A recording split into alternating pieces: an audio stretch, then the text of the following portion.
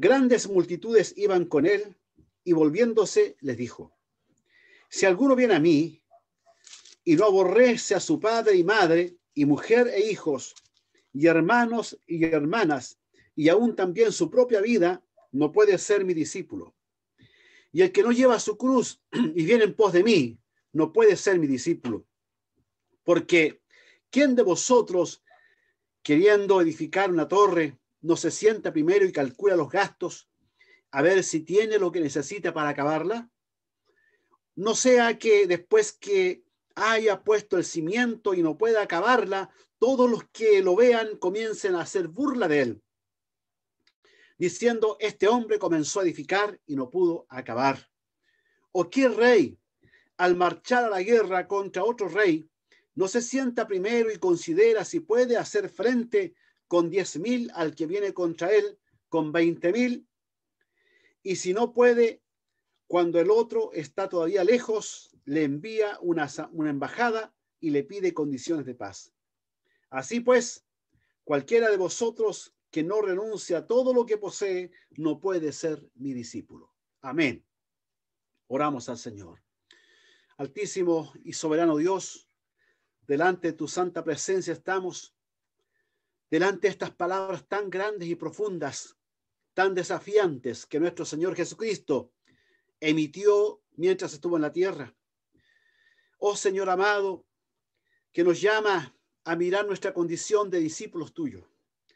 Señor, permite que esta palabra pueda ser exhortada conforme a tu voluntad, conforme al propósito por el cual tú la dejaste.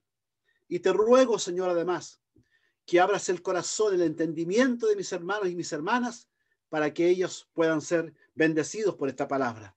Glorifícate, Señor, glorifícate, y que todos con mucho gozo reciban el mensaje de tu palabra, en el nombre de Jesús. Amén, amén. Gracias, hermano, Dios les bendiga mucho. He titulado este mensaje: Condiciones para ser un verdadero discípulo de Cristo. Lo cierto es que aquí comienza el versículo 25 hablándonos de que había una gran multitud que seguía a Jesús. Pero Jesús, para poder confrontarlos, dice que se da vuelta hacia la multitud y les comienza a decir: todo aquel, cierto, si alguno viene a mí y no aborrece a su padre, su madre, sus hermanos, todo familiar, cierto, y aún su propia vida, no puede ser mi discípulo. Y le sigue diciendo: y el que no lleva su cruz y viene en pos de mí, no puede ser mi discípulo, etcétera, etcétera. Entonces dice que esto, sin duda, que confrontó a esta multitud, porque muchos sabemos en la palabra de Dios que también nos enseñó, ¿cierto? En Juan, en el capítulo 6, nos habla, ¿cierto?, que había mucha gente que seguía al Señor porque veía milagros y porque incluso el Señor multiplicaba los panes y los peces. Nosotros, sin embargo, no andamos por los panes y los peces. Debemos andar por ser discípulos de Cristo. Hay una diferencia significativa entre ser un discípulo de Cristo o ser simplemente un creyente más. El discípulo tiene cualidades que el Señor aquí describe. En primer lugar, el verdadero discípulo renuncia a los apegos familiares. Primera cosa. Por eso que le dice que si alguno viene a mí, no aborrece a su padre y madre y mujer e hijos y hermanos y hermanas y aún también su propia vida, no puede ser mi discípulo. Hermanos, no es que esto sea contradictorio con el mandamiento que Jesús también o que Dios también nos enseña, por ejemplo, en Éxodo capítulo 20, donde se enumeran, ¿cierto? Se mencionan los 10 mandamientos y uno de ellos es: honra a tu padre y a tu madre, ¿cierto? Para que seas de larga vida. Esta palabra no es contradictoria con aquella. El concepto de aborrecer tampoco es equivalente al de odiar, ¿cierto? O al de menoscabar.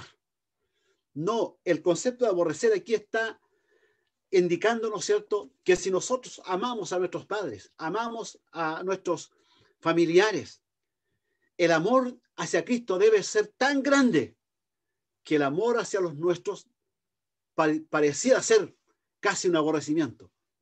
¿Entiende? Es decir, el amor a Él debe ser mucho más grande.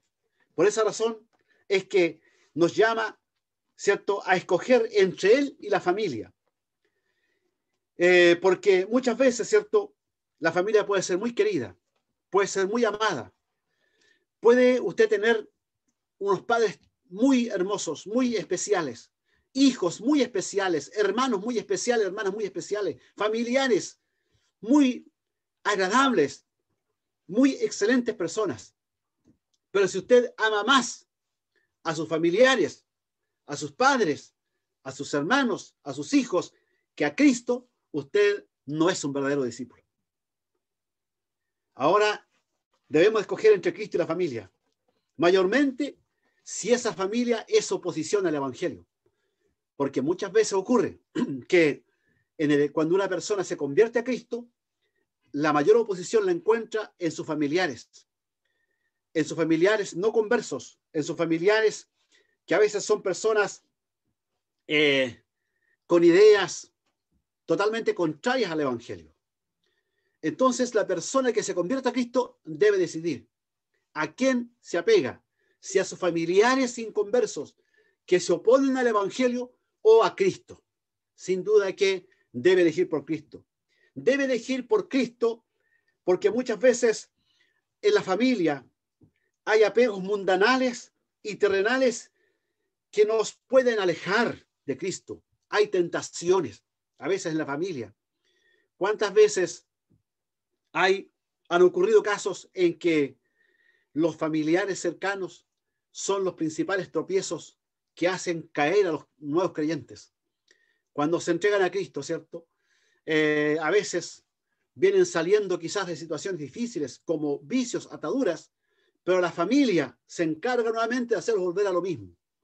Hermanos, por eso es que la persona que quiere ser un verdadero discípulo de Cristo debe renunciar a estos apegos familiares, no compartiendo lo malo, sino que las cosas positivas que puedan haber.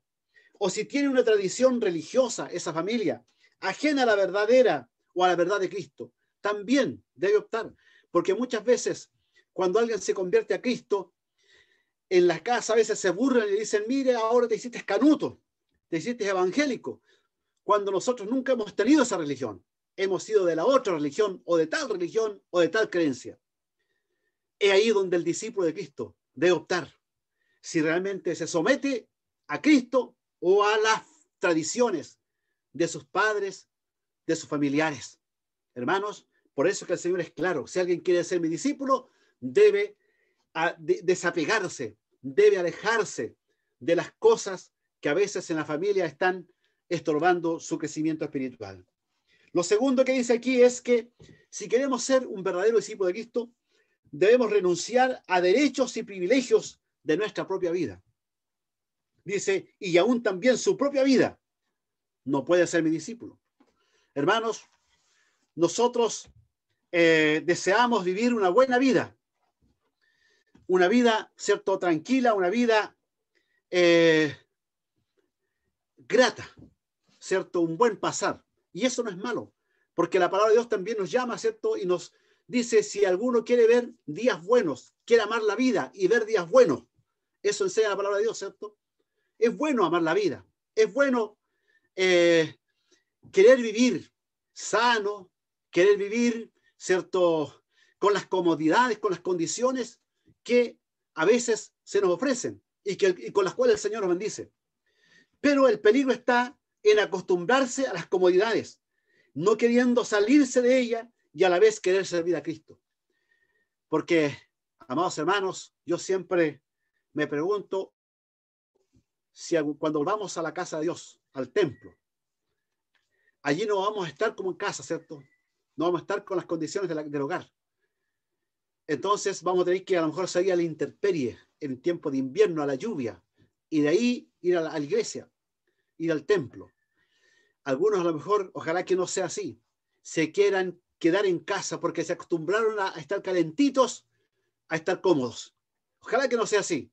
Nosotros debemos priorizar siempre a Cristo, por sobre nuestras comodidades, por sobre incluso nuestros derechos, nuestros privilegios. Hermanos, el servir a Cristo y ser su discípulo muchas veces nos llevará a renunciar a derechos y privilegios de los cuales otros disfrutan. Así es, porque otros a lo mejor hacen muchas cosas en el tiempo que tienen, a veces en el día domingo, ¿cierto? En el día del Señor, hacen muchas cosas. Quizás lo pasan bien, quizás celebran cumpleaños, a lo mejor salen de paseo, en fin, todo eso. Pero nosotros debemos renunciar muchas veces a esas cosas. ¿Para qué? Para estar en la presencia del Señor, para hacer la voluntad de Cristo. Eso es el propósito de Dios. Aún nos llevará, amados hermanos, si nosotros queremos ser verdaderos discípulos de Cristo, esto nos va a llevar muchas veces a estar dispuestos a dar la vida por Cristo, si fuera necesario, como lo hicieron los discípulos del primer siglo, como lo hicieron los discípulos de la edad, ¿cierto?, de la iglesia perseguida, como lo hicieron los hombres y mujeres que a través del tiempo, ¿cierto?, han pasado penurias y han pasado hambre y han pasado incluso, han tenido que incluso soportar la muerte por causa de Cristo. ¿Cierto? En la Biblia encontramos a Esteban, por ejemplo, que fue apedreado, a Jacobo, que fue decapitado, a Pedro, que fue encarcelado con Juan, el apóstol, a Pablo, que fue azotado, que fue castigado con vara, que fue apedreado y que fue declarado muerto, pero el Señor de allí lo levantó. Y así tantos hombres y mujeres que dieron la vida por causa de Cristo. ¿Cuántos estarían dispuestos a dar la vida por causa de Cristo? Es una tremenda pregunta. Es una tremenda pregunta. Como se cuenta aquel hecho de que en una ocasión, en un país ateo, en un país contrario al Evangelio, donde se prohibía alabar a Dios, llega un militar, una autoridad, un policía, ¿cierto? Un militar seguramente, con metralleta, una pareja de militares, a un lugar donde estaba alabando a Dios. Y le dice, todos aquellos que quieran salvar su vida tienen que irse, porque aquí los que queden los vamos a matar, porque creen en Cristo. Y dice que muchos se fueron y quedaron unos poquititos que estaban dispuestos a dar la vida por Cristo. Entonces los militares dijeron, ahora sí, alabemos junto al Señor, porque también nosotros somos creyentes. Amados hermanos, es una historia que se cuenta. ¿Cuánto estamos dispuestos a dar la vida por Cristo? Amados hermanos, un verdadero discípulo de Cristo debe estar dispuesto a darlo todo por el Señor. Que el Señor nos ayude, porque en los momentos en que a lo mejor eso ocurra, Él nos va a dar la fortaleza para hacerlo. Y vamos a tener victoria. Alabado sea el nombre del Señor. Otra demanda que aquí nos plantea la palabra de Dios para los verdaderos discípulos es de estar dispuesto a seguirle llevando nuestra propia cruz. Y el que no lleva su cruz y viene en pos de mí, no puede ser mi discípulo. Nuestra propia cruz cobra sentido solo si ponemos nuestra mirada en la cruz de Cristo. La cruz de Cristo, ¿cierto? Nosotros no la podemos cargar. Él solamente la pudo cargar, porque era una cruz que llevaba un propósito tremendo, donde se iba a pagar el precio por el pecado de toda la humanidad, por nuestros pecados. Por esa razón nosotros no podíamos cargar jamás la cruz de Cristo. Pero sin embargo, cuando dice la Biblia que carguemos nuestra cruz, que llevemos nuestra cruz, está diciendo que nosotros pongamos en primer lugar nuestra mirada en lo que Cristo hizo en la cruz del Calvario. Porque nuestra cruz no tiene sentido si no primero ponemos la mirada en la cruz de Cristo, en los beneficios espirituales que ella ofrece. Porque en la cruz, Cristo, ¿qué hizo por nosotros? Nos salvó, nos limpió de todo pecado, nos redimió para la gloria de su nombre, nos justificó, nos santificó, nos dio la victoria sobre el pecado y aún sobre los demonios. Y nosotros cuando miramos la cruz de Cristo, la miramos para tomar esa bendición para nosotros por la fe. Alabado sea el nombre del Señor. Y así lo hacemos siempre, porque decimos que la sangre de Cristo nos limpia de todo pecado, porque decimos que Cristo en la cruz murió por mí para salvarme, para perdonar mis pecados y para darme vida eterna. Amados hermanos, el conocer, ¿cierto?, la cruz, el llevar la cruz, el llevar nuestra cruz. Hermanos, nuestra propia cruz conlleva el precio que muchas veces debemos pagar por seguir a Cristo. Hay un precio muchas veces que pagar por seguir a Cristo. Eso indica, la cruz significa precio, significa costo, significa, hermanos, estar dispuesto a sufrir por la causa de Cristo. El Evangelio, claro, nadie puede andar buscando persecución donde no la hay. No podemos estar diciendo en este momento, nos están persiguiendo, porque nadie nos está persiguiendo en este momento. No es así. Pero si llegara a ocurrir una persecución fuerte contra la iglesia, ¿estaremos dispuestos a cargar nuestra cruz?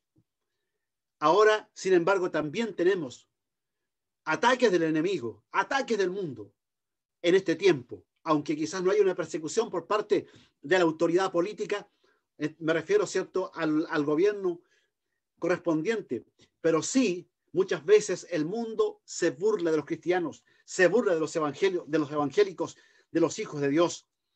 Hermanos amados, el apóstol Pablo, él se sentía que llevaba las llagas, que llevaba las marcas de la cruz de Cristo en su vida. Bendito sea el nombre del Señor. Y lo dice allí en Gálatas, al final de Gálatas, en el capítulo 6, versículo 17, y dice Pablo, de aquí en adelante, nadie me cause molestias, porque yo traigo en mi cuerpo las marcas del Señor Jesucristo, las marcas que Cristo tuvo en la cruz del Calvario. El apóstol Pablo también tuvo esas marcas muchas veces, porque así como Cristo fue azotado, Pablo también fue azotado. ¿Se fija? Así como Cristo fue vituperado, Pablo también lo hicieron con él y con muchos discípulos más. Por eso él decía, nadie me cause molestia, nadie me diga que a lo mejor no soy un cristiano, que a lo mejor no soy un apóstol, que a lo mejor no soy un servidor de Cristo, porque yo llevo estas marcas también en mi cuerpo. Hermanos, yo digo en este tiempo que fácil es servir al Señor. No tenemos tantas luchas, tantas pruebas, pero sabemos que en algún momento las tendremos. En algún momento tendremos persecución.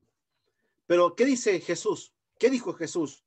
Alegraos cuando por mi causa os vituperen y digan toda clase de mal contra vosotros mintiendo. ¿Cuántas veces se han levantado calumnias contra los hijos de Dios? Se han levantado cosas contra los hombres y mujeres de Dios. No digo de los que han pecado de verdad, ¿cierto? Y que han cometido graves faltas. No, esos han pecado. Sufren por lo malo. Pero otros sufren porque les levantan cosas. Hermanos, ¿cuántas veces la iglesia estará dispuesta a hacer esto? A llevar esta cruz. Aún nuestras propias dificultades, que a veces, ¿cierto?, deben ser, que debemos soportar y que debemos llevar. Me alegró mucho ver a la hermana Julia, que recién está padeciendo una situación complicada de salud, pero ahí está ella. Hay algunos que a lo mejor por un poquito de enfermedad, un resfrío, ya, ¿cierto?, no quieren estar, ya no quieren alabar a Dios. Cualquier malestar pequeño ya no quieren alabar a Dios. No están dispuestos a llevar su cruz. No están dispuestos, sino están dispuestos a servir al Señor con un pequeño resfrío. Menos estarán dispuestos si en algún momento son perseguidos por la causa de Cristo. Por eso, amados hermanos, el Señor nos llama, ¿cierto?, que si queremos ser verdaderos discípulos, debemos llevar nuestra cruz y seguir en pos de Él. Ahora, aquí el Señor también, en esta palabra que hemos leído, menciona, ¿cierto?, dos metáforas. Una de ellas dice, porque ¿quién de vosotros, queriendo edificar una torre, no se sienta primero y calcula los gastos, a ver si tiene lo que necesita para acabarla? No sea que después que haya puesto el cimiento y no pueda acabarla, todos los que lo vean comiencen a hacer burla de él, diciendo, este hombre comenzó a edificar y no pudo acabar. Tremendo esto, ¿cierto? Esto yo lo he llamado dejar de lado los recursos personales para solo apoyarnos en los recursos de la gracia de Dios.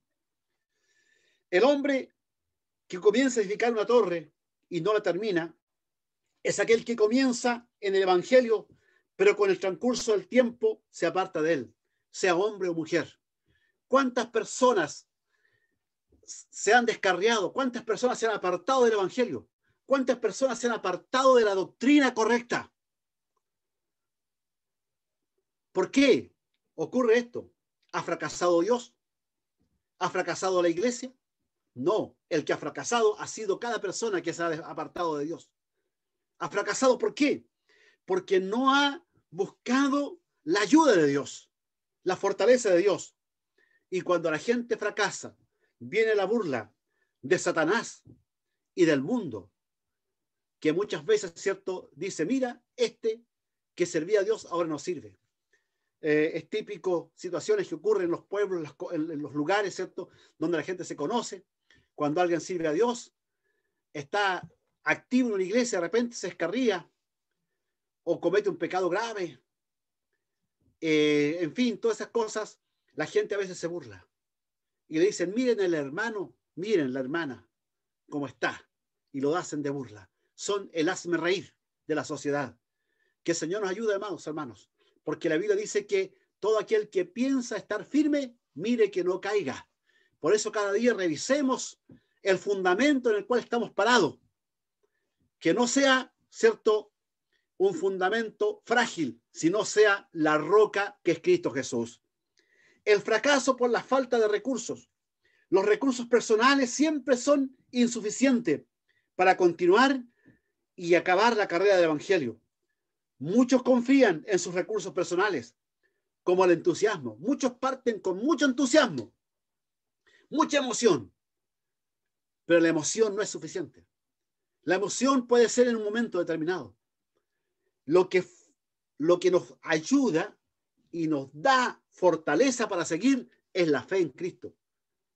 Porque la emoción se va. Al otro día del culto o al rato después que termina el culto se acaba la emoción. Pero la fe debe permanecer. La fe debe prevalecer. La fe es como el trigo que prevalece. La emoción es como la plumilla que vuela con el viento, amados hermanos. La confianza en sí mismo. Muchas personas confían en sí mismos y por eso también fracasan, porque confían en sus capacidades.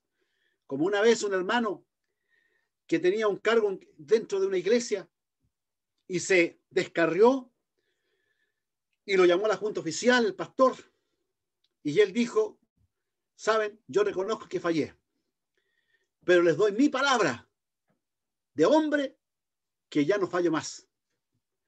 A los pocos días volvió a fallar. ¿Por qué? Porque él confió en sus capacidades. Él confió en sus fuerzas. Eso es lo peor que puede hacer un hombre, una mujer, para servir a Dios. Nosotros en nuestras condiciones personales no tenemos fuerzas, no tenemos capacidades, no tenemos recursos para servir a Dios. Entonces, ¿en quién debemos confiar? En el poder de Dios, que nos puede levantar, que nos puede sostener, que nos puede impulsar a seguir adelante en las buenas y en las malas. Bendito sea el nombre del Señor. Las capacidades personales, el valor propio. ¿Cuántas personas por su valor propio quieren servir a Cristo? Pero el valor propio no sirve. Lo que sirve es el valor que nos da el Espíritu de Dios, porque no nos ha dado Dios espíritu de cobardía, sino dice de poder, de amor y de dominio propio. Bendito sea el nombre del Señor.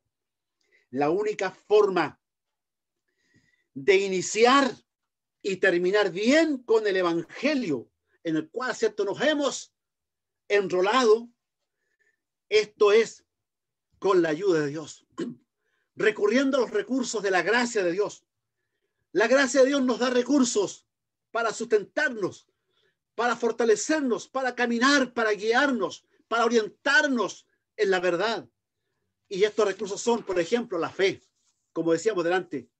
Por eso es que debemos de revisarnos si realmente estamos en la fe, si realmente tenemos fe para creer en este Dios grande y poderoso, para creer en las promesas de Dios. Que el Señor nos ayude, amados hermanos, porque la fe es lo que no va a perecer. La fe se va a sostener. La fe va a ser probada incluso con fuego, pero va a ser probada y va a ser como el oro en el crisol. Bendito sea el nombre del Señor. Así va a ser tu fe. Esa no se va a terminar, no se va a esfumar, no se va a acabar con una prueba, con una cosa pequeña, ni grande, ni mediana, no se va a acabar tu fe, porque la fe es algo sólido que viene de parte de Dios. la ayuda del Espíritu Santo. Ese es otra gracia de Dios, otro recurso de la gracia de Dios. Oh, alabado sea el nombre del Señor. Damos gracias a Dios y doy gracias a Dios todos los días por el Espíritu Santo que nos ayuda. Yo les aseguro que sin la ayuda del Espíritu Santo nadie estaría en pie, todos estaríamos descarriados, porque ¿quién es que nos fortalece en medio de las pruebas? Es el Espíritu de Dios. ¿Quién nos sostiene en medio de las pruebas? Es el poder del Espíritu de Dios. ¿Quién nos impulsa? ¿Quién nos llena de gozo? ¿Quién nos llena de valor? Es el Espíritu de Dios. Alabado sea el nombre del Señor. La oración es otra gracia, otro recurso de la gracia. Por eso es que podemos orar, alabado sea el nombre del Señor. Podemos conversar con Dios y le podemos contar nuestras necesidades y le podemos contar cuando estamos siendo probados. La santificación constante, la misma palabra de Dios que se nos predica, cómo nos alienta, cómo nos motiva la palabra. Cada vez que leemos la palabra, cada vez que escuchamos la palabra, escuchamos un mensaje de aliento que nos dice, sigue, sigue, sigue. Las promesas son grandes y gloriosas en Dios. Amados hermanos, otra cosa que aquí nos dice en el siguiente pasaje es, ¿o qué rey? La segunda metáfora, al marchar a la guerra contra otro rey, no se sienta primero y considera si puede hacer frente con 10,000 al que viene contra él con 20,000. Y si no puede, cuando el otro está todavía lejos, le envía una embajada y le pide condiciones de paz. Rendirse ante el rey más poderoso. Ese es la otra condición para ser un verdadero discípulo de Cristo. Rendirse ante él, aquel que es más poderoso, el rey más poderoso. Este rey más poderoso ante el cual tenemos que rendirnos no es Satanás, no es el rey de este siglo, tampoco es el mundo. El rey todopoderoso siempre es Cristo. Siempre es Cristo el rey todopoderoso, ante el cual debemos rendirnos. ¿Cuántas veces luchamos contra él, viviendo bajo los designios de nuestra carne? ¿Cuántas veces luchamos contra su señorío, contra su palabra, contra su voluntad, cuando nosotros nos dejamos guiar por nuestros impulsos terrenales? El rendirse a Cristo es humillarse delante de su presencia. Es humillarse y doblegarse delante de él, porque él es más poderoso que nosotros.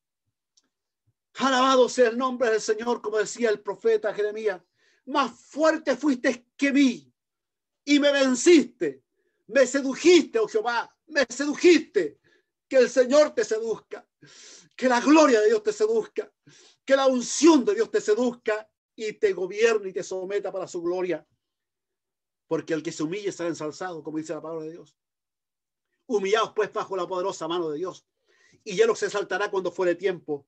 1 de Pedro 5:6.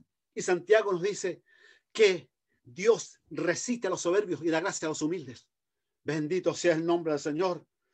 Como Pablo cuando cayó a tierra en el camino a Damasco, allí en Hechos 9, del 3 al 6, nos dice que cuando Pablo respiraba amenazas y odio contra la iglesia, de pronto iba camino a Damasco con ese propósito, llevando documentos para aprender a los hermanos y llevarlo a la cárcel. Dice que de pronto una luz resplandeciente vino sobre él y cayó a tierra. Y esa voz, desde esa luz salió una voz que le decía: Saulo, Saulo, ¿por qué me persigues? Dura cosa te es dar cosas contra el aguijón. Y Pablo dice: ¿quién eres tú, Señor? ¿Quién eres tú, Señor? Yo soy Jesús a quien tú persigues. Y allí dice que Pablo fue transformado después de ser un perseguidor de la iglesia, después de ser alguien que odiaba a los cristianos, después de ser alguien que respiraba odio contra los creyentes. Ahora se había transformado en un discípulo de Cristo, porque eso es lo que Cristo quiere hacer con nuestras vidas. Nos quiere rendir, nos quiere humillar. ¿Para qué? Para que nosotros reconozcamos que Él es el Señor, que Él es el Rey, que Él es el Dios Todopoderoso, que Él es el Rey de Reyes. Hermosa verdad nos dice el himno: Salvador, a ti me rindo y yo obedezco solo a ti. Mi guiador, mi fortaleza, todo encuentra mi alma en ti. Yo me rindo a ti, yo me rindo a ti. Alabado sea el nombre del Señor. Que nosotros siempre estemos dispuestos a rendirnos al Señor. Cuando a veces alguien te afecta o cuando a veces estás lleno de orgullo, es menester que te rindas al Señor. Porque muchas personas dicen, yo no perdono, porque a mí no me perdonan, porque a mí no me quieren. Es el momento en que te rindas a Cristo, en que te rindas al Rey Todopoderoso que se llama Cristo Jesús. Finalmente, el Señor dice en el versículo 33, así pues cualquiera de vosotros que no renuncie a todo lo que posee, no puede ser mi discípulo. Esto significa renunciar a las posesiones materiales. Hermanos, Dios no quiere que tú seas pobre o que tengas necesidades. Dios no quiere verte disminuido en lo económico. Dios quiere bendecirte. Dios quiere bendecir a su pueblo. ¿Cuántos creen esto? ¿Cuántos creen que Dios quiere bendecir a su iglesia? Y no digo solamente espiritualmente, sino materialmente, con bienes, con recursos, con una buena casa, con un buen trabajo, quizás con un vehículo, no sé cómo sea. Dios quiere bendecir a su pueblo. Dios quiere bendecir a su iglesia. Porque nuestro Dios es rico. Aleluya, el Dios de Abraham, el que enriqueció a Abraham, el que enriqueció a Isaac, a Jacob, es el Dios de la iglesia, que hoy puede proveer y bendecir a la iglesia. Pero el problema está en que muchas veces las posesiones nos hacen mal. Porque muchas personas a veces han llegado con poco y nada a la casa de Dios. Dios los ha transformado, ha cambiado su mente, su corazón. Les ha dado sabiduría e inteligencia. Han sido bendecidos y de a poco comienzan a dejar las cosas de Dios a un lado y comienza a cobrar importancia en ellos su trabajo, sus bienes, sus relaciones de amistades con gente más pudiente a lo mejor, y finalmente el evangelio queda de lado. Eso es lo que no quiere Dios. Eso es lo que no quiere Dios de la iglesia. Dios quiere bendecir a la iglesia, pero conforme más nos bendice, mayor gratitud, mayor disposición, mayor servicio, mayor generosidad también para con la obra de Dios, amados hermanos. Porque todo aquel que quiere ser un discípulo de Cristo debe renunciar a las posesiones. Esto no ocurrió con el joven rico. ¿Se acuerdan? Aquel que fue a Jesús y le dice, Señor, ¿qué debo hacer para heredar la vida eterna? Jesús le dice, los mandamientos sabes, no matarás, no hurtarás, no dirás falso testimonio, honra a tu padre y a tu madre, todo eso. Entonces él dice, sí, todo eso lo he guardado desde mi juventud. Muy bien, le dice Jesús. Y le amó, dice, y le dice, una cosa te falta. Vende todo lo que tiene y dalo a los pobres y tendrás tesoro en el cielo. Dicen que el joven rico se fue muy triste porque tenía muchas posesiones y no obedeció a Cristo. Hermanos amados, este hombre tenía su corazón en las posesiones. Eso no debe ser un hijo de Dios. Alabado sea el nombre de Dios. Así como Job, siempre digamos, Jehová dio, Jehová quitó. Sea el nombre de Jehová bendito. Gloria a su nombre. Hay una diferencia entre la gran multitud que escucha el evangelio. Porque mucha gente escucha el evangelio. Mucha gente a través de internet, a través de la televisión, escucha el evangelio. Mucha gente. Pero hay una diferencia entre esa gran multitud y los verdaderos discípulos de Cristo. Había una gran multitud que escuchaba a Cristo, pero solo 12 eran sus discípulos y algunos otros más que le seguían y le servían. ¿Quiénes eran estos? Eran los que estaban con Jesús día y noche, los que escuchaban sus enseñanzas secretas, los que compartían su amor, su bondad, los que estaban al ladito, apegados a Jesús. ¿Quieres ser un discípulo de Cristo? Apégate más y más cada día a Cristo. Que el Señor mucho les bendiga, hermanos. Oremos y damos gracias, Señor, por su palabra. Padre eterno, te damos gracias en esta hora por tu palabra. Dios mío, que nos enseñe y nos muestra lo que corresponde a un verdadero discípulo. Enséñanos, Señor, siempre a priorizar tu obra, a priorizar tu causa, a priorizar lo tuyo por sobre nuestras cosas, porque tú eres más importante, porque tu obra siempre será más preponderante que aquellas cosas que pueden ser importantes para nosotros, pero tú eres superior a todo. Oh Señor, Ayúdanos a ser esos discípulos tuyos. Amén. Bendice a tu iglesia y bendice a mis hermanos. Haz que la iglesia de Payaco no sea solamente una iglesia de creyentes, sino sea una iglesia de discípulos, Amén. de discípulos de Cristo. Gracias, Señor. En el nombre de Jesús. Amén y amén.